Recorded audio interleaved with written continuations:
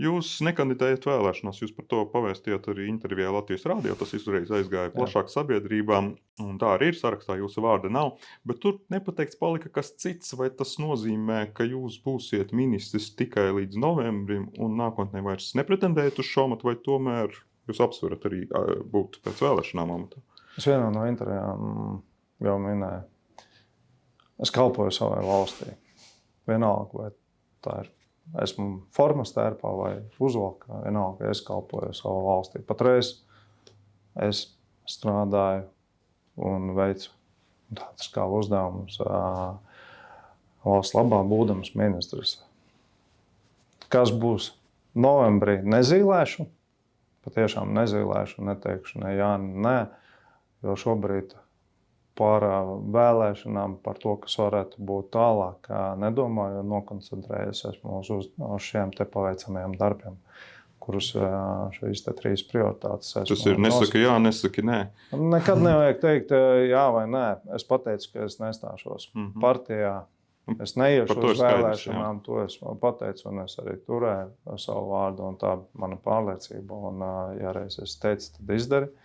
Un tāpēc par šo, kā būs tālāk, ir savas domas, kādi varētu būt plusi, kādi mīnusi, jāskatās.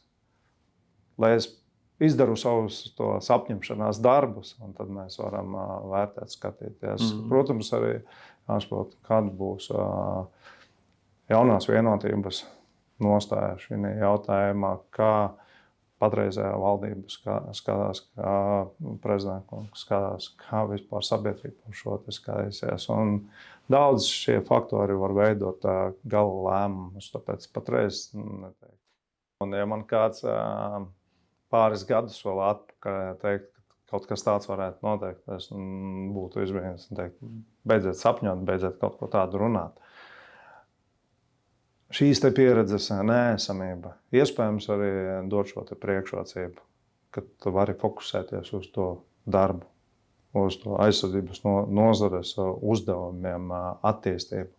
Nedomājot par tādu kā politisko darbu, politiski sevi reprezentēt, vai tā rādīt. Politiskajām intrigām? Nezinu. Nejūtat? Nē, nejūtu šo un ļoti nofokusējies esmu uz darbu, kas ir šeit, un godīgi runājot arī maz, teiksim tā, esmu ieaugsts tādā politiskā tādā. Protams, ka es tagad esmu politiķis, vairāk jau, teiksim tā, nozares eksperts, jo nepiedaru arī pārstāvu partiju. Jau vienotība esmu no viņiem izvirzīts un arī esmu kā viņu deleģēts. Jums ir apkārt arī diezgan daudz komandā jaunās vienotības cilvēki. Nozīmīgos posteņos. Kādas īsti ir jūsu tas attiecības ar partiju? Arī jūs neesat biedrs, tas skaidrs, bet kādas tad ir tās attiecības? Lietišķas. Un jaunās vienotības frakcija partija ļauj man strādāt, netraucējot manam darbam.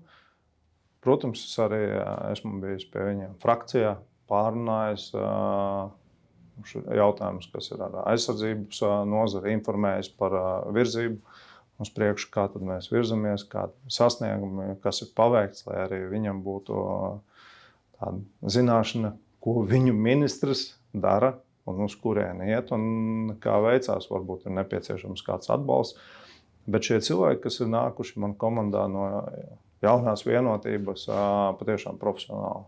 Fantastiska komunikācija, sadarbība, attiecības. Un, ja es nezinātu, kad viņi ir no jaunās vienotības, arī nepateiktu, jo nav bijis tā, kad... Vienkārši sociālos tīklos bija tā reakcija, ka partija piestiprinājusi ministram kaut kādas cilvēku. Es neteikšu, ka man kāds kaut ko piestiprināja. Tā bija jūsu paša izvēle. Mana izvēle pēc ieteikumiem ar katru no viņiem esmu runājis, un ja es saprotu, ka šis ir profesionāls, tad es ar viņu arī strādāju kopā. Protams, kad partija ir sava vēlme, sava zināšanas, un ja es pārstāvu šo te jaunās vienotības frakciju, tad viņi arī man iesaka, ar kādiem cilvēkiem strādāt, jo šī politiskajā vidē es neesmu bijis, un būdams tikai bruņotajos spēkos, es arī nepārzinu šos cilvēkus. Un, ja man iesaka, pārunāju, man apmierina un patiešām izveidojās ļoti pozitīvs kontakts vērsts uz uzdevumu, uz gala rezultātu, tad es strādāju ar lielāko prieku kopā un patreiz esmu ļoti apmierināts ar komandu, kas ir man apkārt.